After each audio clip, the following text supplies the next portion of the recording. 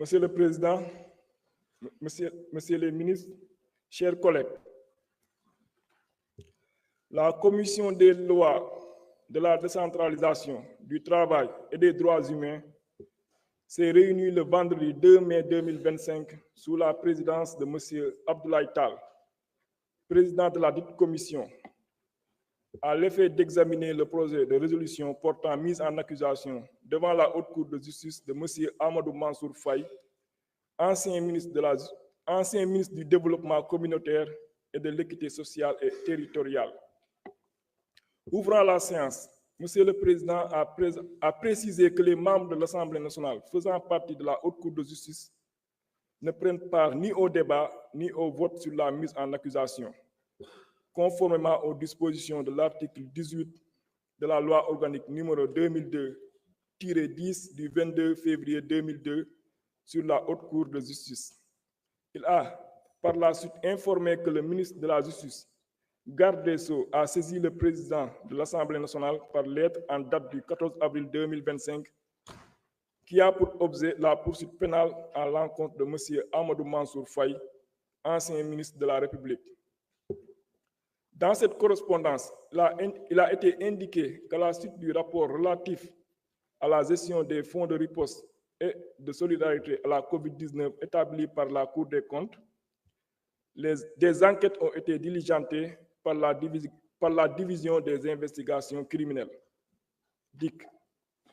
En ce qui concerne le ministre du Développement communautaire et de l'équité sociale et territoriale, l'exploitation du rapport de la Cour des comptes a fait apparaître un surplus global facturé pour les achats de riz d'un montant de 2,749 927 498 francs. Entendu par les enquêteurs, le directeur de l'administration générale et de l'équipement d'âge du ministère a précisé que l'enveloppe allouée à leur département au titre de l'opération de l'aide alimentaire était fixée à 69 milliards de francs CFA. Il a ajouté qu'une partie de cette enveloppe, soit 59 milliards de francs CFA, était logée à la direction générale du budget du ministère en charge des finances. Ce montant de 59 milliards de francs CFA était géré par le coordonnateur du dit ministère. Le DAGE a également soutenu n'avoir eu accès qu'au reliquat de 10 milliards logés dans le compte de dépôt intitulé MDCEST Force Covid-19, ouvert dans les livres du payeur général au nom du ministère du Développement communautaire et de l'équité sociale et territoriale. Il a poursuivi en faisant observer que c'est le gestionnaire qui effectuait les paiements sur la base des pièces justificatives transmises par son ministre de tutelle, Amadou Mansour Faye, à son collègue des finances et du budget. Au regard de ces faits, seule une information judiciaire peut permettre l'audition du ministre qui reste justiciable de la Haute Cour de justice. En effet, selon l'article 101 de la Constitution, le Premier ministre et les autres membres du gouvernement sont pénalement responsables des actes accomplis dans l'exercice de leurs fonctions et qualifiés crimes ou délits au moment où ils ont été commis. Ils sont jugés par la Haute Cour de justice. Par ailleurs, en vertu de l'article 17 de la loi organique numéro 2002-10 du 22 février 2002 sur la Haute Cour de justice, la résolution de l'Assemblée nationale votée dans les conditions prévues à l'article 101 de la Constitution et portant mise en accusation devant la Haute Cour contient les prénoms, les noms et fonctions des accusés, l'énoncé sommaire des faits qui leur sont reprochés, et dans les cas prévus à l'alinéa 2 de l'article 101 de la Constitution, le visa des dispositions législatives en vertu desquelles est exercée la poursuite. Il résulte des enquêtes judiciaires menées sur la base du rapport de la Cour des comptes sur la gestion des fonds de la COVID-19, des présomptions graves et concordantes de complicité de détournement de deniers publics d'un montant de 2,749 927 498 francs contre le ministre de tutelle Amadou Mansour Faye, fait prévu et puni par les articles 45-3, 46, 152 du Code pénal et 140 du Code de procédure pénale. Sous le bénéfice de ces considérations, Monsieur le ministre de la Justice, garde des Sceaux, sollicite conformément aux dispositions citées ci-dessus sa mise en accusation devant la Haute Cour de justice. Intervenant à leur tour, vos commissaires ont salué cet exercice de reddition des comptes initié par le nouveau régime. Selon eux, il constitue un signal fort sur la fin de l'impunité et l'impérieuse préservation des deniers publics.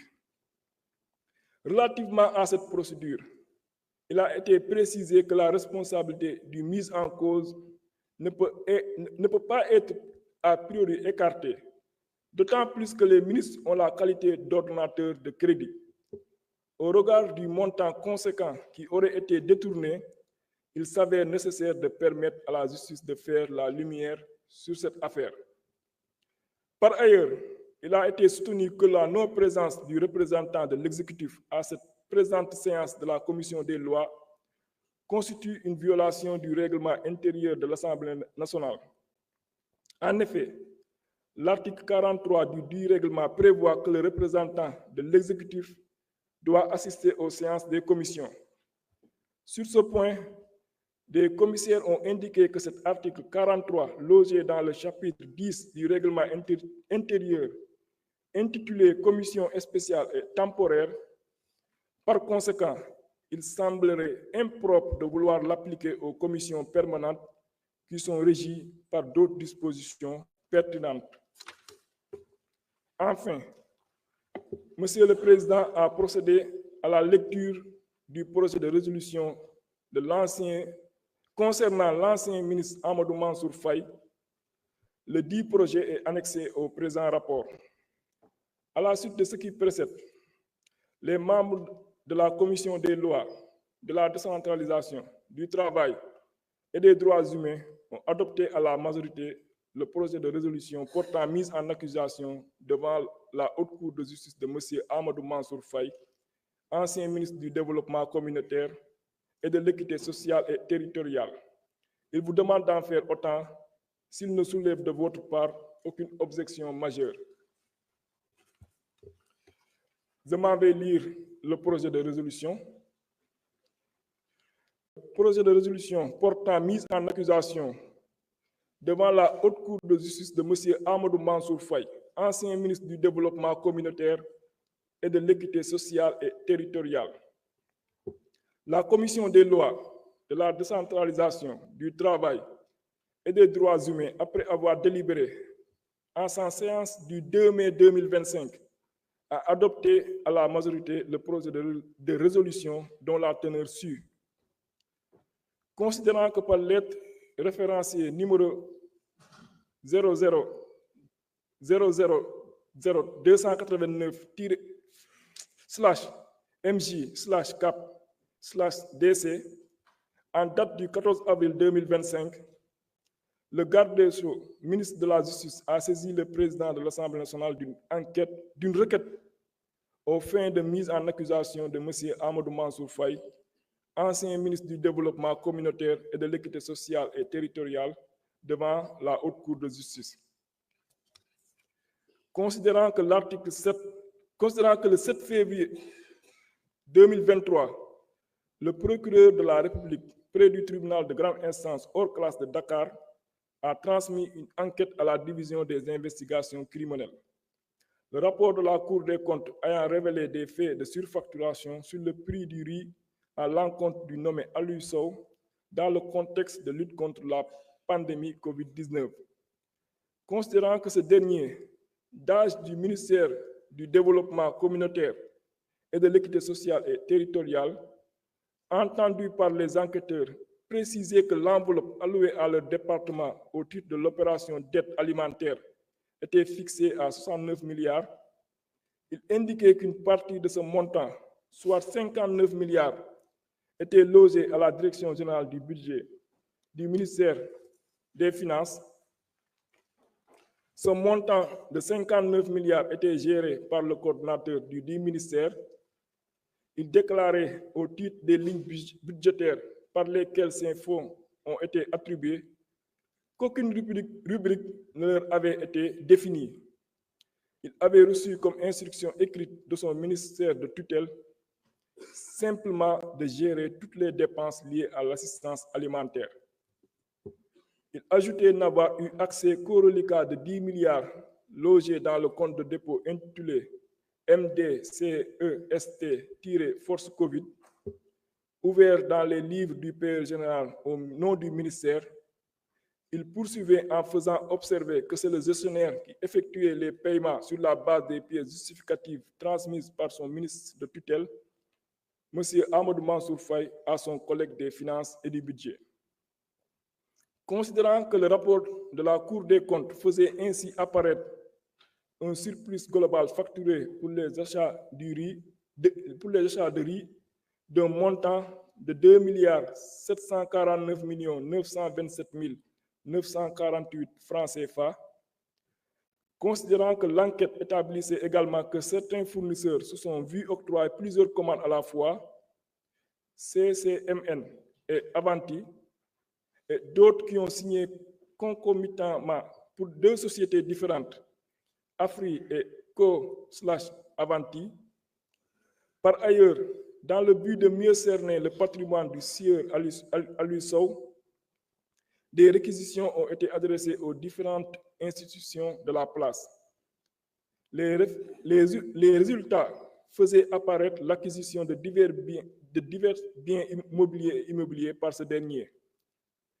Considérant qu'à l'époque de ces faits, M. Amadou Mansour Faye, cité dans la procédure, était ministre de tutelle, considérant que selon l'article 101 alinéa 2 de la Constitution, le Premier ministre et les autres membres du gouvernement sont pénalement responsables des actes accomplis dans l'exercice de leurs fonctions et qualifiés crimes ou délits au moment où ils ont été commis, ils sont jugés par la Haute Cour de justice.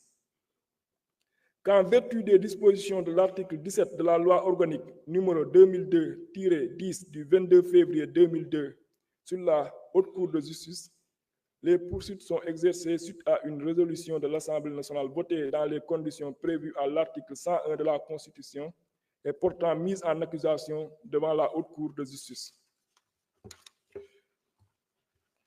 Considérant que les faits ci-dessus révélés laissent apparaître des indices et présomptions graves et concordantes d'association de malfaiteurs, de concussion, de corruption, de prise illégale d'intérêt, de faux et usage de faux en écriture privée, de commerce ou de banque, de détournement de deniers publics, d'escroquerie portant sur des deniers publics, de blanchiment de capitaux et complicité de ses chefs à l'encontre de M.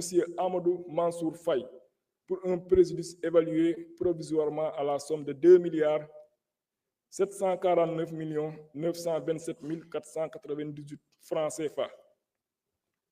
Considérant que lors de la commission de ces faits révélés par l'enquête de police, M. Amadou Mansour Faye exerçait des fonctions ministérielles.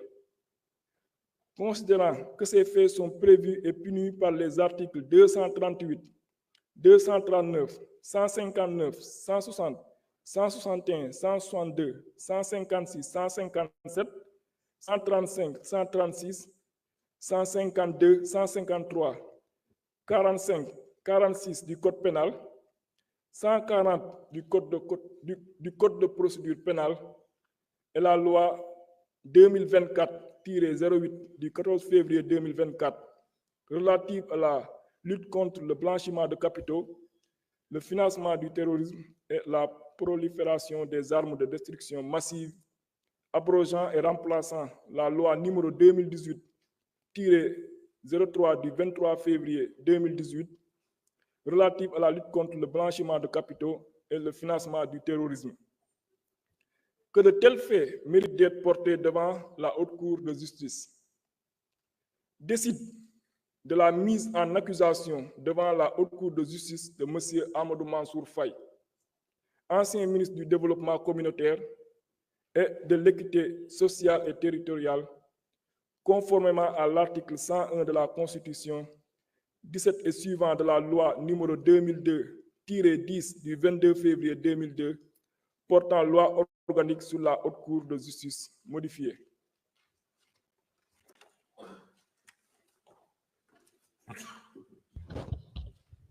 Je vous remercie, Monsieur le rapporteur.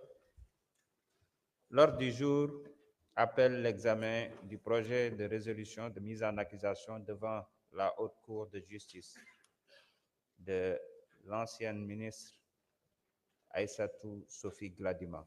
Veuillez procéder à la lecture du rapport.